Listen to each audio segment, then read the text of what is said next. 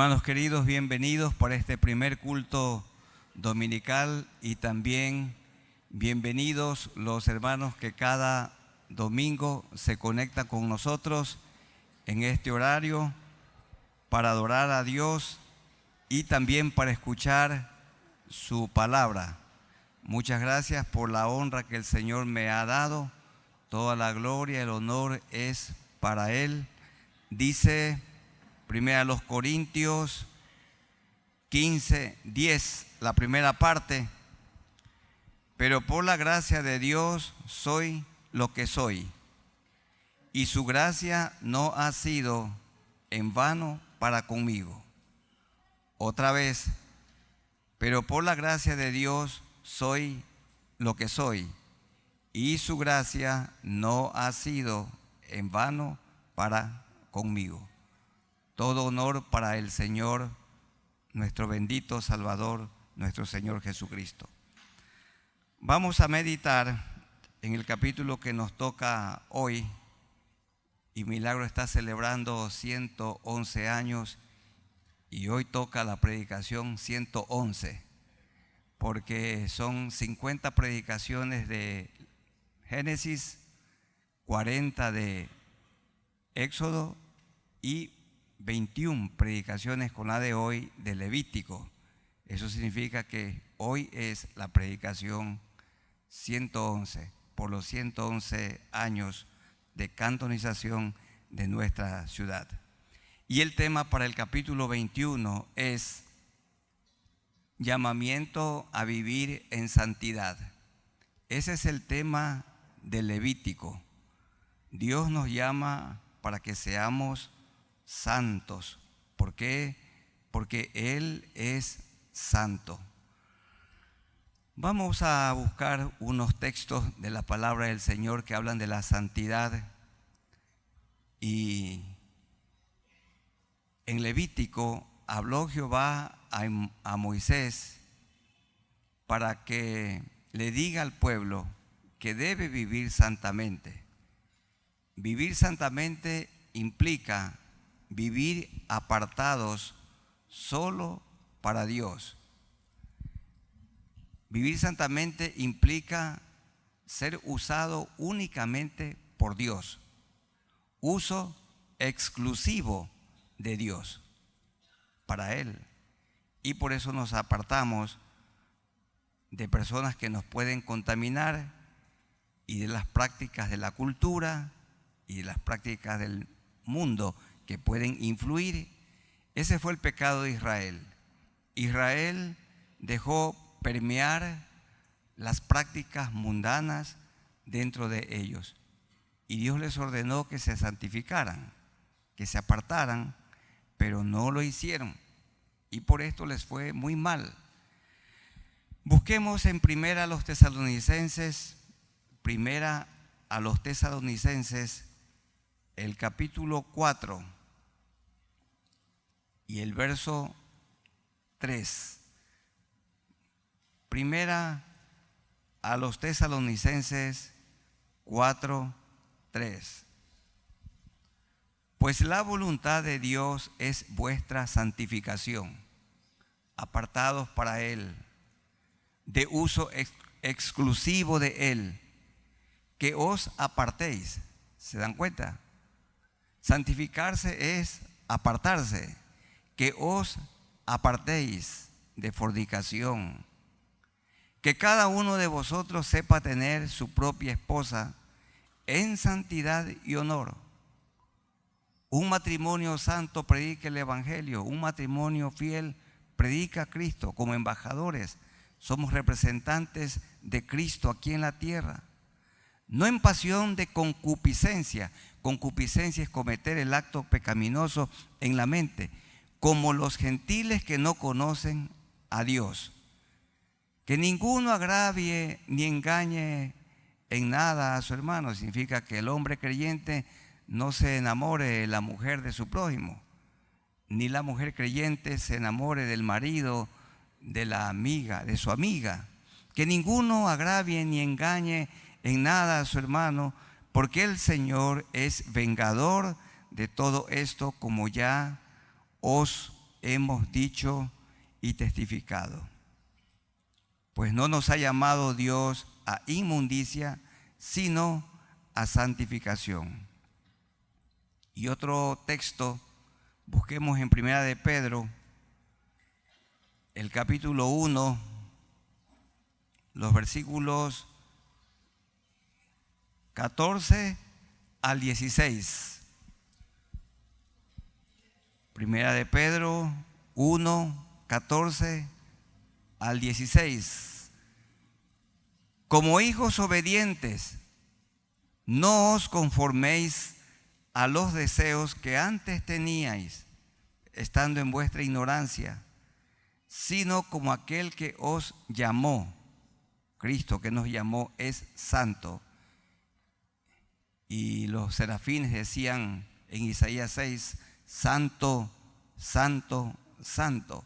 Sino como aquel que os llamó es santo. Sed, imperativo, orden, mandato.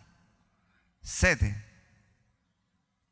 sino como aquel que os llamó es santo. Sed también vosotros santos en toda vuestra manera de vivir, en la playa, en la cancha de indoor fútbol, en la intimidad de la alcoba con el cónyuge. Hay que ser santos porque Dios está presente en todo lugar.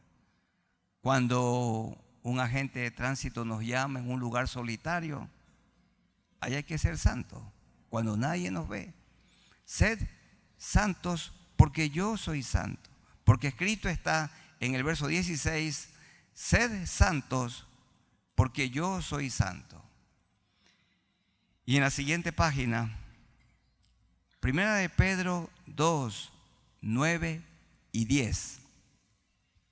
Primera de Pedro 2, 9 y 10.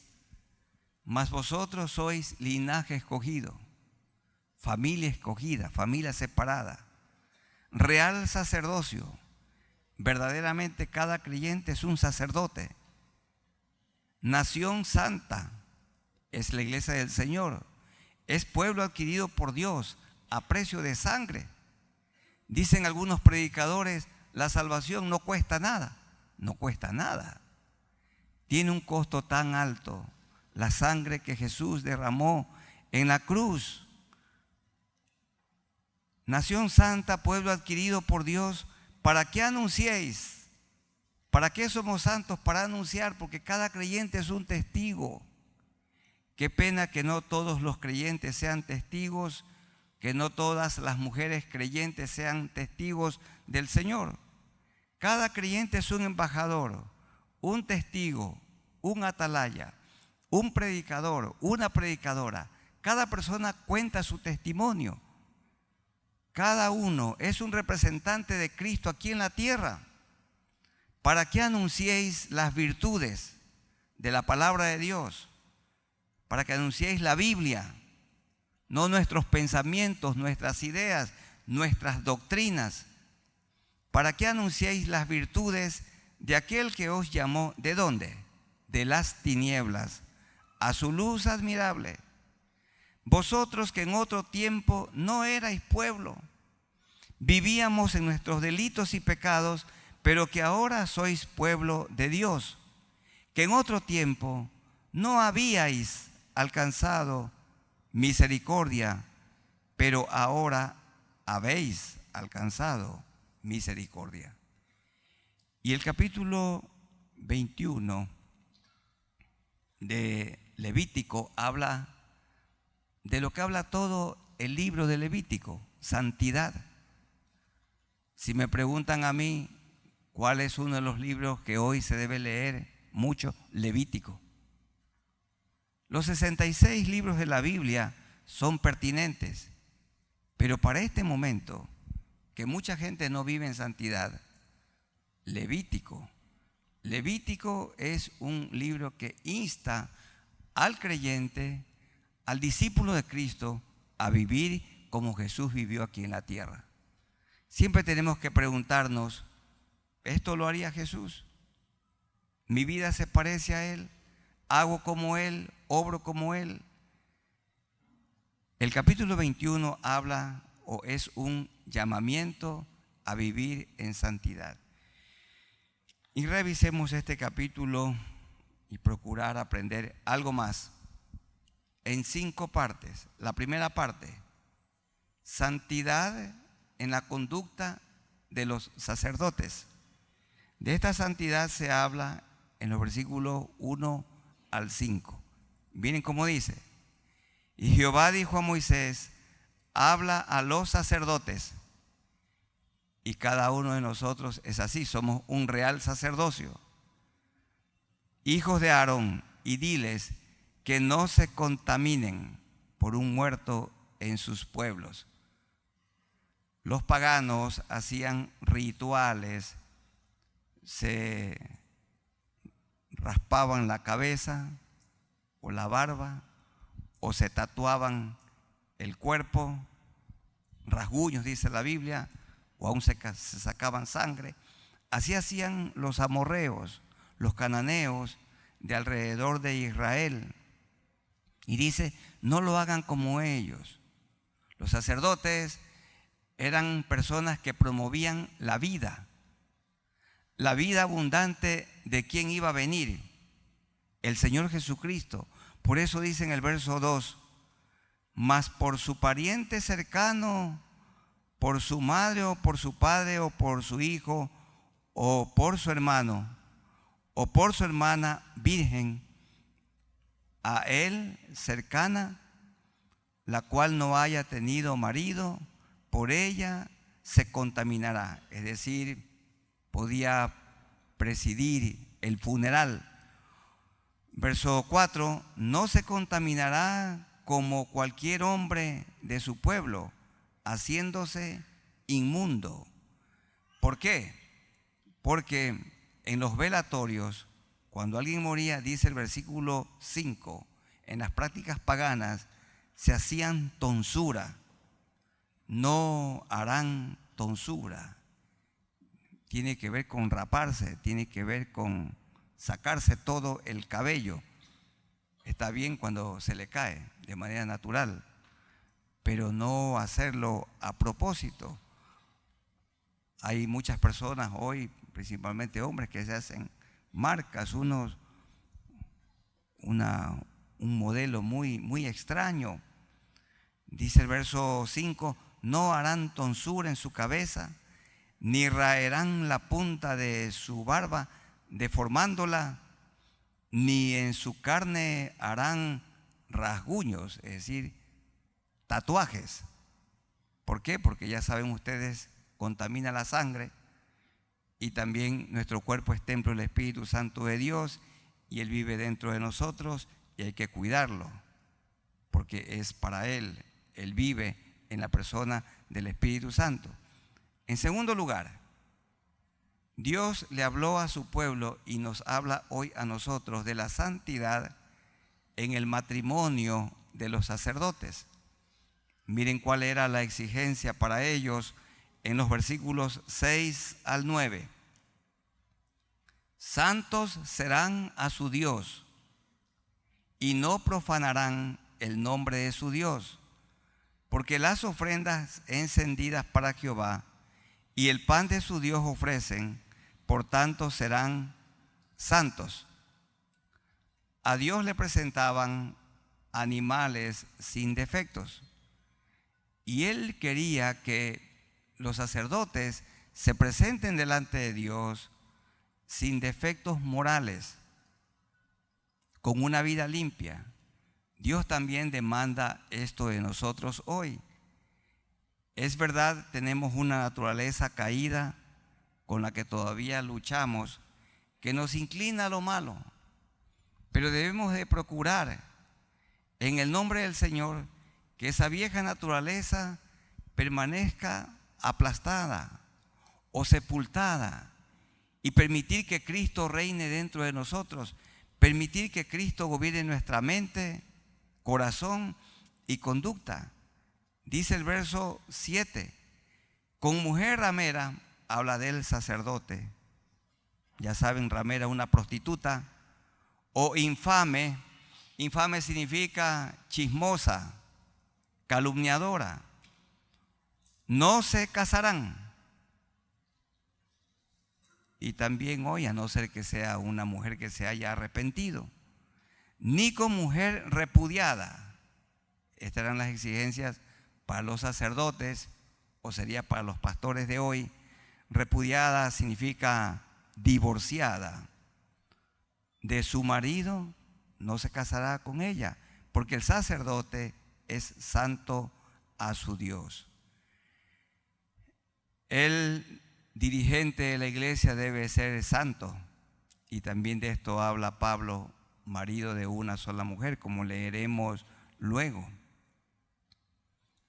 Pero hoy, cuando una mujer que ya no es virgen viene a Cristo, confiesa sus pecados, como habla Romanos de la justicia, Dios en su justicia la mira a la mujer arrepentida como si nunca hubiera pecado, como si nunca hubiera sido adúltera.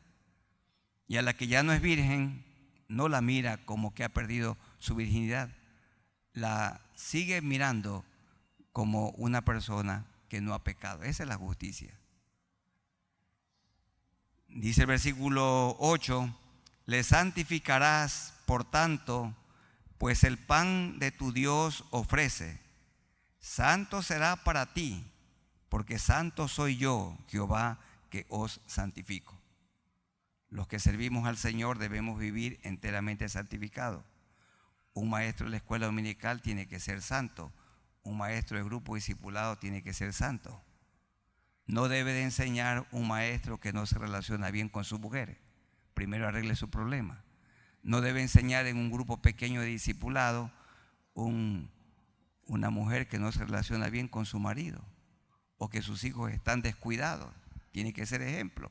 O uno que no paga los impuestos, ¿no? O uno que está sobornando, o uno que no paga su deuda, porque tenemos que ser santos en toda nuestra manera de vivir. O uno que tiene una doctrina torcida, de ninguna manera. O uno que está calumniando con su boca, o una que anda chismeando. Dice, santos seréis, versículo 9, y la hija del sacerdote, hoy sería del pastor, del dirigente de la iglesia, si comenzare a fornicar, a su padre deshonra. Y miren el castigo que se aplicaba en ese tiempo, la última parte del verso 9, quemada será al fuego.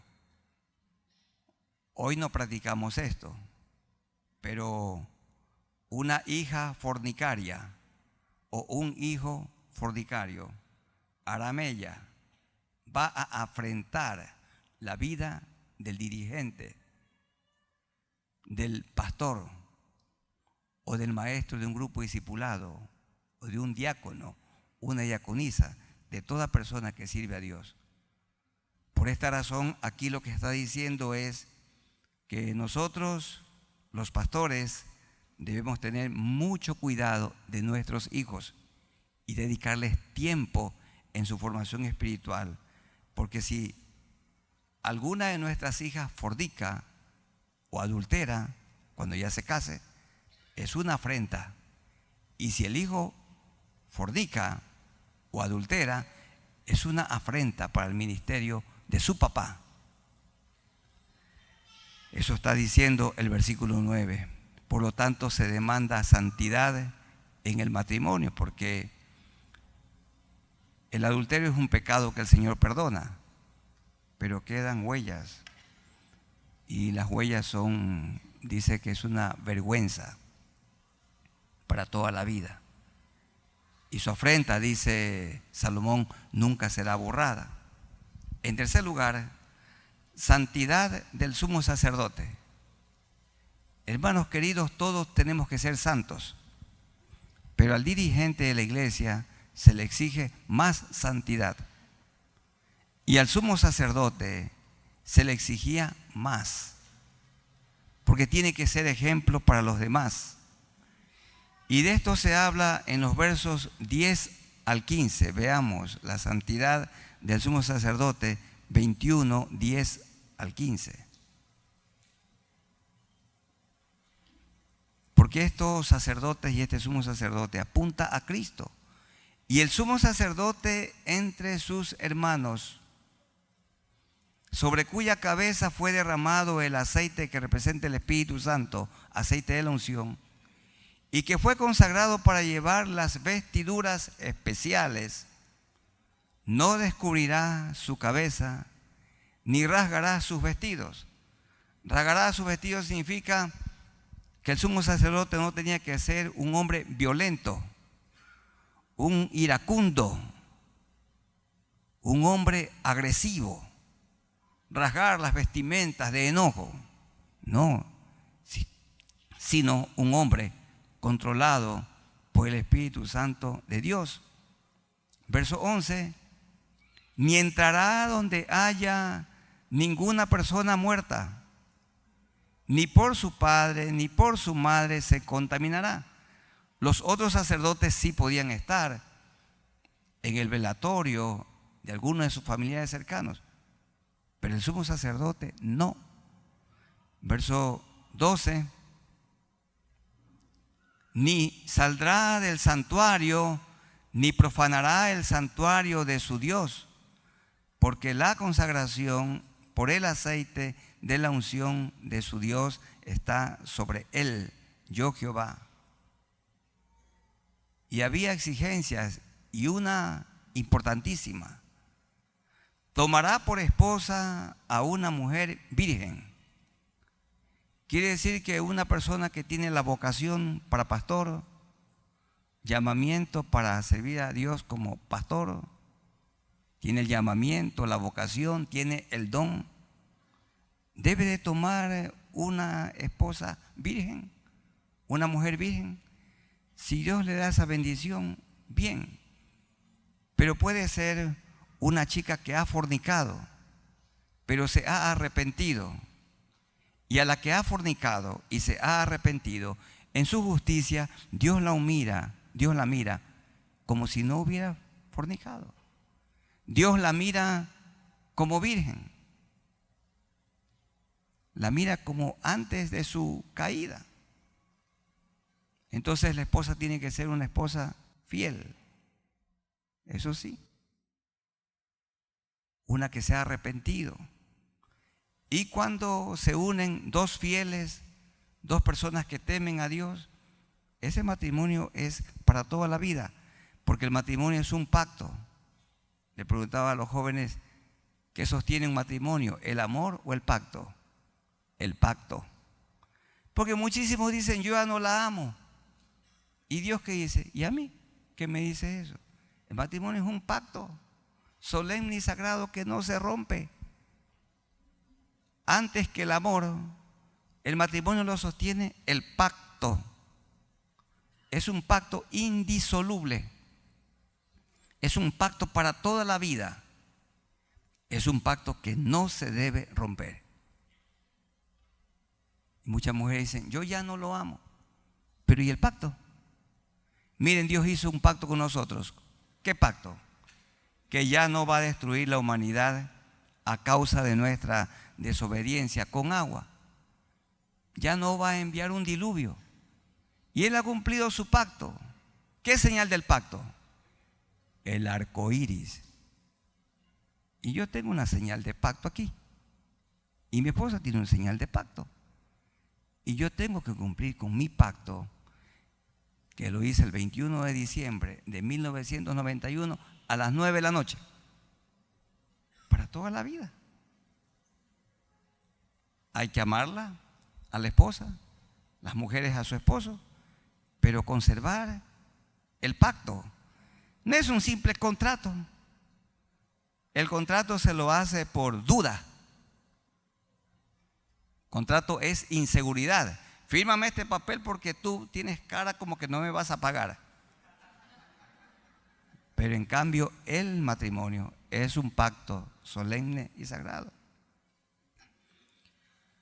Tomará por esposa a una mujer virgen. Sería una mujer que se ha arrepentido, que ha abandonado el pecado, ha puesto su mirada en Jesús, su fe en Jesús.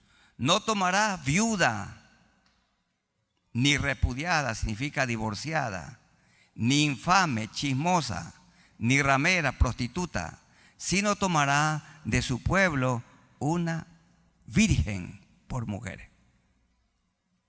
Y si los chicos pueden casarse con una virgen, a buena hora. Y si una chica se casa con un joven virgen, ¿será hallado un joven virgen? Sí hay. No muchos, pero sí. Hay jóvenes que en la iglesia del Señor se guardan para Él, también en virginidad física. Verso 15, para que no profane su descendencia en sus pueblos, porque yo Jehová soy el que los santifico. En cuarto lugar, santidad en el carácter de los sacerdotes. Leímos ya en Primera de Pedro, capítulo 2, versículos 9 y 10, que somos nosotros un real sacerdocio. Cada creyente un sacerdote. Representamos a Cristo aquí en la tierra. Somos embajadores. Dice Hechos 1:8, somos testigos. Cada hombre creyente es un testigo. Cada mujer creyente cristiana es una testigo. Predica a Cristo con su vida, con su santidad, con su conducta, intachable, irreprensible. Pero cada creyente, no solo nosotros los dirigentes, sino todo el pueblo de Dios, somos real sacerdocio. Y entonces debemos tener un carácter como el de Jesús. Veamos cómo es el carácter de Jesús y cómo debía ser el carácter de los sacerdotes y cómo debe ser su carácter y el mío. En los versículos 16 al 21, vean en su Biblia. Y Jehová habló a Moisés diciendo: habla a Aarón y dile: ninguno de tus descendientes por sus generaciones que tenga algún defecto. Aquí, hermanos, para nosotros que tenga defecto es que siga practicando el pecado. Nos dice el Señor por medio de Pablo que no debemos acercarnos a la cena del Señor con pecados no confesados. Y permítanme decirles, hermanos, y recordarles, siempre en la iglesia hay personas disciplinadas. Y las personas que están disciplinadas no participan de la Santa Cena. No deben. ¿Cuándo participan de la comunión de la Santa Cena del Señor? Cuando confiesen sus pecados. Cuando haya en ellos arrepentimiento. Cuando se pueda ver que esa persona ha cambiado, que ha sido transformada por el Señor, que ha abandonado su pecado. Y cuando ha abandonado su pecado, entonces vuelve a la comunión con Dios. Pero si lo hace, juicio come para sí, bebe juicio para sí. Eso está diciendo aquí el versículo 17. En aquel tiempo también se fijaban en los defectos físicos. Que tenga algún defecto no se acercará, dice, para ofrecer el pan de su Dios. Porque ningún varón, vean el verso 18, en el cual haya defecto se acercará. ¿Cómo se va a acercar a adorar a Dios un adúltero? Uno que soborna, uno que miente, uno que se masturba, uno que anda chismeando, o una que anda calumniando, o una que es infiel, que es coqueta. ¿Cómo se va a acercar? No debe. O uno que está robando. Imagínense una persona que no está contribuyendo para la obra del Señor. ¿Cómo se va a acercar? Porque ¿qué dijo Jesús? Denle a César, al gobierno, la parte del gobierno, y a Dios, la parte de Dios. Entonces, ¿cómo se va a acercar una persona que está sustrayendo la parte de Dios? Verso 18, porque ningún varón o ninguna mujer en el cual haya defecto se acercará. Y habla de varón ciego, o cojo, o mutilado. Sobrado significa muy grande. Verso 19, o varón que tenga quebradura de pie o rotura de mano, tampoco o jorobado, tampoco enano. Si se aplicara esto hoy literalmente, quedarían pocos candidatos para pastor. O que tenga nube en el ojo, y hay que usar anteojos, las llamadas cataratas, nube en el ojo, o que tenga sarna, no debía ser un sarnoso, o empeine, y esta prueba muy íntima, o testículo magullado. Quiere decir que el sacerdote pasaba por un análisis muy exhaustivo, muy minucioso. ¿Y cómo lo aplicamos nosotros hoy? Hermanos, no nos podemos acercar a Dios y servir a Dios con faltas, con fallas morales, pecados no confesados. ¿Qué se le exige hoy a los que servimos al Señor? A todo creyente. Ya vamos a ver en 1 Timoteo 3. Pero leamos el último punto: santidad en la vida y ministerio de los que no cumplían los requisitos. Hermanos, hay autores muy dedicados, hay eruditos, hay personas muy consagradas, hay mucho debate sobre diversos temas, pero uno que tiene mucho debate: ¿debe pastorear un hombre divorciado o no debe pastorear? Hoy ahí hay mucho debate. Hay que analizar cada caso, porque una cosa es divorciarse cuando no conocía a Dios, pero la pregunta es: ¿debe pastorear, debe seguir pastoreando un hombre que se divorcia estando ya en el pastorado? Allí hay muchísima gente que dice que no y otros que sí. Veamos qué dice en cuanto a los sacerdotes que ya no reunían los requisitos, que habían defectos en ellos. Podían servirle a Dios, pero en otros ministerios, ya no en el sacerdocio. Y bueno, en la Alianza Cristiana y Misionera se acordó que, en la Alianza del Ecuador, que si un pastor pastoreando se divorcia, sale del ministerio. Seguro que puede formarse una iglesia independiente. Ahí probablemente no haya quien lo vigile, o puede irse a otra denominación. Pero en el contexto de la Alianza del Ecuador, queremos que cada pastor cuide de su esposa y cada esposa sea fiel, y que Dios tenga misericordia de nosotros. Pero no es que no puede servir a Dios, sí puede servir, pero ya no en el pastorado. Eso es lo que acordó la Iglesia Evangélica Ecuatoriana, Alianza Cristiana y Misionera, y seguramente cada denominación tiene sus acuerdos. Miren lo que dice Levítico 21 al 24. Ningún varón de la descendencia del sacerdote Aarón, en el cual haya defecto, en el cual haya manchas, se acercará por ofrecer las ofrendas encendidas para Jehová.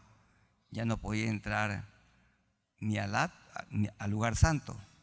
Hay defecto en él, no se acercará a ofrecer el pan de su Dios. Podrá ejercer otros ministerios, dice, del pan de su Dios, de lo muy santo y de las cosas santificadas podrá comer. Esto significa puede tener un ministerio, pero ya no el pastorado. Cuando ese hombre se ha divorciado pastoreando. Bueno, hermanos, es una tragedia. Imagínense un hombre sirviendo al Señor 30 años, con su esposa y de repente aparece en el púlpito con otra. Uy, hermanos, eso es muy grave. Que Dios se apiade de nosotros los que le servimos al Señor. Y después del amor a Cristo, el amor al cónyuge, el cuidado al cónyuge y el cuidado de los hijos. Porque no es que no puede un pastor servir a Dios con sus hijos extraviados, perdidos. Pero lo que yo sí creo le quita mucha fuerza. Difícil sería para mí estar predicando en esta mañana con algún hijo descarriado, porque mi corazón estaría llorando y desangrándose. Y que Dios, el Dios del cielo, se apiade de Isabel y de mí. Que tenga de nosotros misericordia. Hermanos, oren al Señor por mi esposa Isabel y oren por mí para que yo sea un hombre fiel hasta la muerte. Y yo les ruego que oren al Señor por nuestros hijos. Nuestras 2 hijas ya son casadas, por sus cónyuges y por nuestro hijo soltero. Nosotros oramos fielmente cada madrugada, oramos por sus hijos, oramos por su familia, por su cónyuge. Oren ustedes por nosotros para que Dios nos mire con ojos de misericordia y de clemencia. Dice el verso 22, del pan de su Dios, de lo muy santo y de las cosas santificadas podrá comer, pero, verso 23, pero no se acercará tras el velo. Quiere decir, no entrará ya al lugar santo. ¿Por qué? Porque hay defecto. Y el pecado deja consecuencias. Mi hermano querido, uno que no ha caído, ustedes y yo que no hemos caído en pecado de adulterio, si pecamos, tengamos la seguridad que Dios nos va a perdonar y nos va a limpiar con su sangre. Pero queridos hermanos, las consecuencias, la vergüenza del adulterio nos acompañará toda la vida. Y bien podemos huir de ese pecado. Y cada mujer también honorable sepa que si le es infiel a su marido, el Señor la puede perdonar, pero quedará con la vergüenza, con las consecuencias, porque eso dice la Biblia. Y ese santo temor nos ayuda para que vivamos en santidad y nos mantengamos en santidad. Dice el verso 23, pero no se acercará tras el velo, ni se acercará al altar, por cuanto hay defecto en él, para que no se profane mi santuario, porque yo Jehová soy el que lo santifico. Y Moisés habló esto a Aarón y a sus hijos y a todos los hijos de Israel. Hay que vivir santamente. Leamos en Proverbios, el capítulo 6, versos 32 y 33. Proverbios 6, 32 y 33. Mas el que comete adulterio es falto de entendimiento. Corrompe su alma el que tal hace. Cristo lo perdona, limpia todos sus pecados, pero heridas y vergüenza hallará. Y aquí está la frase de la cual yo tiemblo. Y su afrenta nunca será borrada. Nunca será borrada. Un maestro nos enseñaba en el seminario que su vida y mi vida, la vida del creyente, es como de un diamante hermoso, pero cuando se rompe una partecita del diamante, si tiene remedio el diamante, el artesano lo hace más pequeño. Ya no tendrá la misma influencia que tuvo antes de la caída. Hermanos queridos, una cosa es la vida de David, el gran rey de Israel, antes de su caída con Betsabé y su asesinato. Y otra fue después de su caída. Natán el profeta le dijo: mira David, Dios ha remitido tu pecado, Dios te ha perdonado, pero las terribles consecuencias quedarán en tu hogar. ¿Cuál es? La espada va a permanecer en tu casa. La sangre va a chorrear en tu casa. Y Amnón, su hijo primogénito, violó a su propia hermana Tamar. Y luego, como David no hizo nada, Absalón vengó ese vil pecado y asesinó a su hermano. Y no se apartó la sangre y la espada del hogar del gran rey David hasta que murió. ¿Por qué? Porque dice la Biblia, su afrenta. Quedamos afrentosos. El Señor nos limpia por dentro, pero por fuera el testimonio. Miles de personas que nos conocen y los que andamos predicando el Evangelio por todas partes. ¿Cómo se explica una infidelidad conyugal? ¿Cómo se explica un robo? ¿Cómo? O cualquier otro pecado, cualquier otra maldad. Así que hay pecados que pueden dejar fuera al siervo del Señor, por lo menos en lo que tiene que ver con el pastorado, y pueden dedicarse a otra cosa y ya no a aquello que estuvieron ejerciendo. Para concluir, hermanos, busquemos en Tito 1. Solo vamos a la lectura Tito 1 del 5 al 9. Dice así: por esta causa te dejé en Creta para que corrigiese lo deficiente y establecieses ancianos en cada ciudad, así como yo te mandé. El que fuera irreprensible, marido de una sola mujer, miren, el pastor o el ministro, el obispo, el diácono, diaconisa, y tenga hijos creyentes que no estén acusados de disolución ni de rebeldía. Tito 1:7.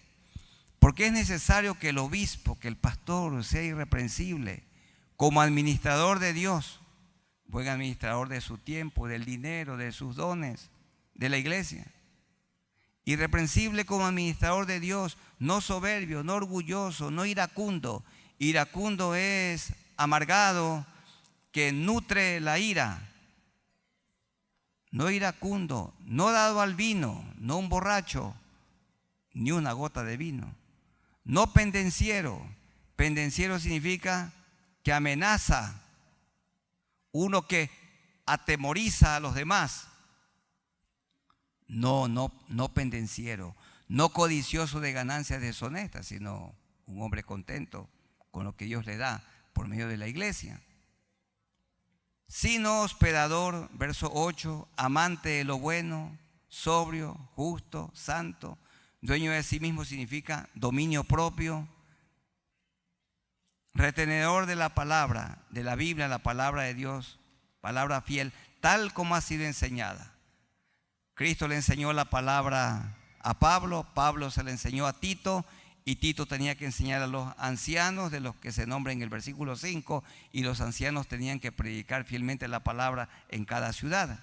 Retenedor de la palabra fiel, tal como ha sido enseñada, para que también pueda exhortar con sana enseñanza y convencer a los que contradicen o a los que se oponen, que no son pocos. Pero con la fuerza de la argumentación bíblica y el poder del Espíritu Santo de Dios, las personas pueden ser persuadidas a conocer a Cristo y a seguirlo. Hermanos, Dios nos ayude a vivir en santidad. Somos real sacerdocio. Cada creyente es un testigo, cada creyente es un embajador, cada hombre tiene que vivir santamente como Cristo, cada mujer, cada joven debe vivir como Cristo, porque esa es la consigna del creyente, ser como Jesús. Un cristiano se parece a Jesús, a Cristo. Un discípulo de Cristo se parece a Cristo. Y que Dios nos ayude a vivir y mantenernos en santidad. Amén. Vamos a estar de pie y vamos a orar al Señor. Oremos a Dios. Gracias, Señor, por este primer culto dominical. Gracias por estos himnos con los cuales te adoramos a ti. Tú has sido fiel, perdonándonos dándonos un hogar, un ministerio. Has sido fiel, dándonos el pan de cada día, el agua, la ropa, una casa para vivir, un empleo para sustentarnos. También, Señor, a muchos de nosotros nos has dado una familia, un cónyuge, hijos que hemos procurado criarlos para ti. Gracias, Señor, porque has sido fiel cuidándonos en este país, el Ecuador. El crimen organizado ha aumentado, pero tu palabra dice que donde abunda el pecado, o donde abundó el pecado, sobreabundó la gracia. Tú has sido fiel. Ayúdanos para que vivamos en santidad, cada día recordando que somos testigos de Cristo, somos embajadores del cielo, representantes de Cristo aquí en la tierra, y que la gente con quienes nos relacionamos cada día puedan ver que tú vives dentro de nosotros, que puedan ver tu obra, tus maravillas en nosotros. A ti la gloria, la honra y el honor. Te amamos, Señor, te amamos. En el nombre de nuestro Señor Jesucristo. Amén. Tengan la bondad de tomar asiento, y a los hermanos que se han conectado con nosotros, que Dios les bendiga, y les damos un abrazo en el amor de Jesucristo. A ustedes, amigos, también Dios los bendiga.